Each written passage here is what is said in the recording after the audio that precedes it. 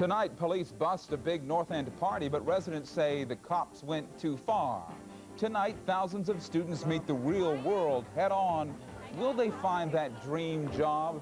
And if tonight's movie has you wondering about your risk for breast cancer, tonight Denise DeCenzo shows you how to do a self-breast exam. Live from WFSB Channel 3, you're watching Eyewitness News, Weekend Edition. And good evening, everybody. I'm Jeff Cole. What's happening tonight is that the new week is starting in the city of Hartford just as the old one ended, with violence and unrest.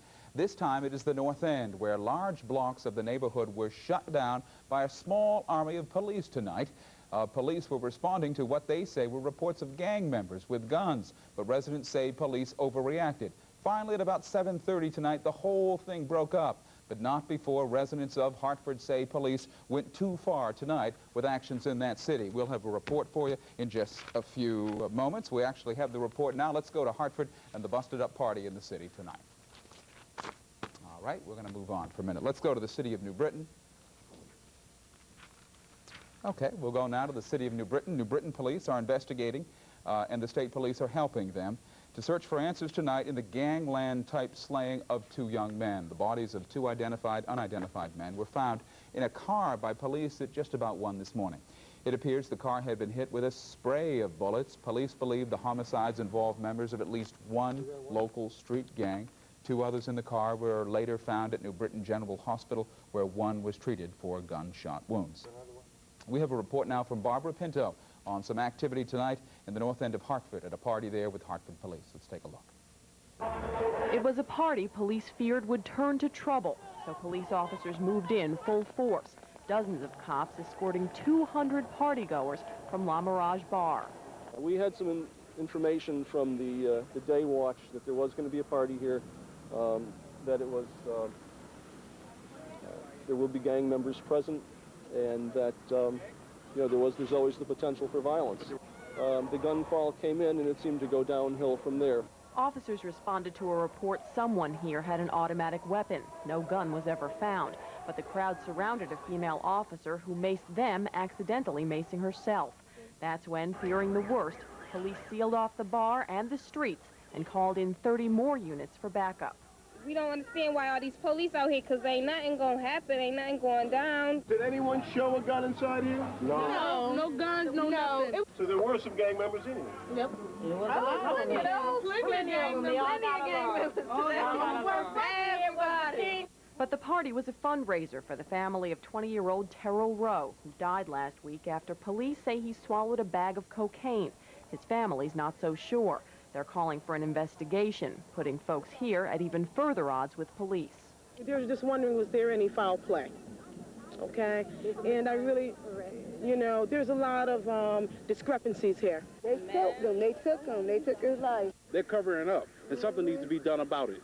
Police say Rowe's death is still under investigation, but after a week of violence in Hartford, ending with shootings on Park Street and right in front of Hartford Superior Court, police took no chances tonight, calling in officers from the state police, West Hartford, Newington, Wethersfield, and Bloomfield. Police say they did everything they could here to keep the peace, but the folks attending this party say things would have gone along just fine if the police never got involved in the first place. Barbara Pinto, Channel 3 Eyewitness News on the Night Beat in Hartford. Now, Terrell Rowe's family and friends will march to City Hall tomorrow afternoon to call for an investigation into Rowe's death and how Hartford police handled that case. A new report from the Justice Department finds handguns are being used in a record number of crimes in this country. Here are the numbers. Handguns were used in 900,000 crimes in 1992. Guns were responsible for 56% of all murders in that same year. Young black men are most likely to be the victims. About 40 handgun crimes against them for every 1,000. That's about 4 times the rate for young white men. Lawyers representing a drug gang in Bridgeport say a federal crack law violates the Constitution. A federal judge is set to rule on whether the drug gang is right. The gang claims the crack law is unconstitutional because it treats a crack offense more seriously than a cocaine offense. Crack is a smokable form of cocaine. The gang's lawyers claim most prisoners serving time for crack offenses are minorities. Well, President Clinton says safer streets would be a fitting tribute to America's police officers killed in the line of duty. That's one of the stories making news around America tonight. Clinton had those words at the 13th Annual Peace Officers Memorial Service in Washington. The president urged all Americans to dedicate themselves to being worthy of those fallen heroes. The president also promoted his anti-crime package today and praised lawmakers for voting to ban assault weapons in this country. Stephen Breyer found out today just how well one is treated when nominated to the Supreme Court of the United States. The White House was a little late in sending a car for Breyer and his family today when they arrived at National Airport in Washington. When Breyer didn't see a White House car, he just jumped right into a cab. Later, he transferred into a black White House vehicle. The Breyers will spend the evening at the White House and then visit Capitol Hill in the morning. Suicide doctor Jack Kevorkian took to the pulpit today to push for a bill making assisted suicide legal. Kevorkian and the Hemlock Society of Michigan are working together to put together about 250,000 signatures to place the amendment on the November ballot in that state. Kevorkian told the 700 people at the Grand Rapids Church he's not fazed by all his legal problems. In New Jersey today, more than 80 couples reaffirmed their wedding vows in an effort to begin anew. That's why those flames. Every one of the 80 couples lost nearly everything they owned in a pipeline blast there in New Jersey on March 24th. The mayor of Piscataway says all of us in the community have been affected by the pipeline blast. We all need a new beginning, he says. Well, there's some good news tonight for recent college graduates. There are more jobs available, but employers are offering less cash. More than 1,300 graduates from the University of Hartford received their diplomas this day and entered what's called the real world. This is great. 1,300 relieved graduates and their proud parents. I'm so proud. I really feel good, man. Really good. You know, it's been rough, but this is it. This is my last one, getting out, and I'm happy. It's crazy. It's crazy. I can't describe it. I mean, I don't even know what to say right now. Don't know when to start crying, don't know when to laugh. Don't know if I want to leave or not. I just don't know. It's just crazy. But tomorrow, the excitement of graduation fades into the fear of finding work. It was my first interview, and I got the job, so I guess it wasn't really that hard. Not everyone is so lucky. I hope I can get a job. That's my main thought. I'm an insurance major, no jobs. Downsizing. Gene Policelli's job is to help students at UConn find work. He says there are more jobs for graduates this year, almost 30% more than in years past. But companies are demanding more in the way of qualifications and paying less. Years ago, a student would, a recent graduate would probably say, oh, no, I can't take that job. It's not what I'm looking for. But now they know that's the name of the game. They have to start somewhere. Friends of mine got jobs, but they're a lot less than they really hoped. And they're hoping that someday, maybe in a couple of years, they'll be able to find something after they got experience, they'll be able to get something for more pay. Oh, good luck to everybody. Despite all the bad news about the job market, experts still say your chances of finding that good job are still much better with a college degree than without one. Straight ahead right here in the Night Beat for Sunday, can it be true the hockey season inches closer to an end? Harvey's got the highlights from the Eastern Division Finals. If tonight's movie about battle with breast cancer has you wondering if you could be at risk, Denise DeCenzo shows you how to check it out yourself. Plus, if you thought using margarine instead of butter was better, a study due out tomorrow says we were wrong all along. It's next on the Night Beat. You're watching Channel 3 Eyewitness News, Connecticut's #1 Emmy Award-winning station. What's 1 + 1? Should your dog wear a dunce cap or go to the head of the class? Just how does your canine compare? Find out Monday at 11. It's finally spring, but you're still down in the dumps. Everyone gets the blues. You're not alone. But how do you know if it's just a funk or something more? We'll tell you how to spot it, how to pull out of it, and how you can even talk to our experts about it. I'm Denise DeCenzo. Join me for my special report, Beyond the Blues, starting Monday on Eyewitness News at 6. A startling new report out of Harvard tonight says a little-known fat that lurks in margarine and other processed foods could be responsible for 30,000 of this nation's annual heart disease deaths. Last year, researchers reported that diets high in margarines could actually double the risk of heart attacks.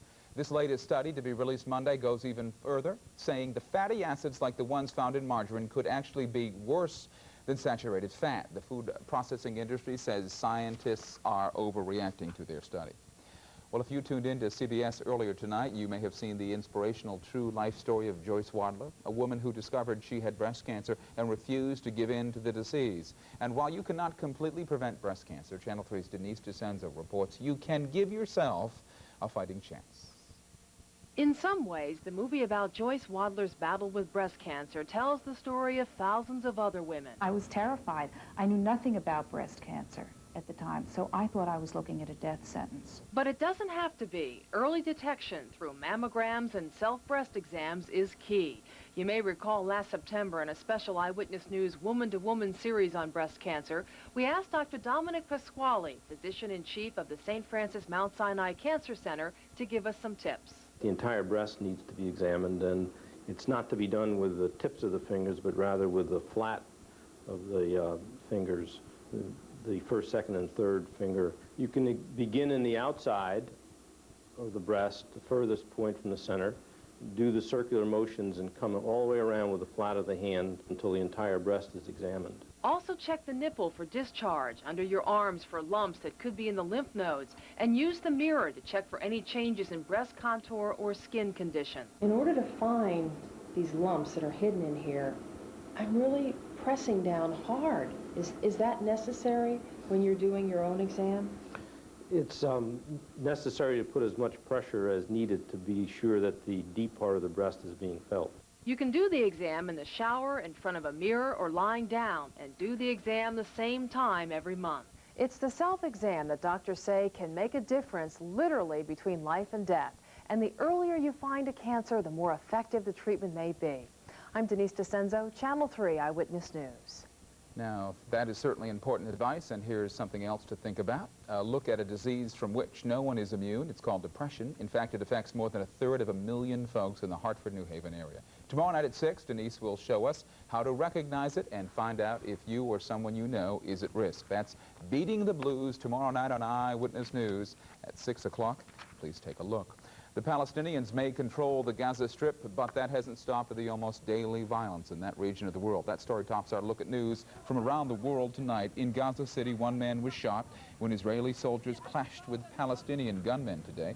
More violence in the city of Rafah as well. 4 Palestinians were wounded after Islamic militants allegedly attacked Israeli soldiers. Some key U.S. senators say it's time to impose economic sanctions against North Korea. They say the communist North's reloading at an experimental nuclear reactor is a slap at the International Nuclear Convention. The White House says it will wait for a report from the Atomic Energy Agency before deciding whether or not to push for those economic sanctions.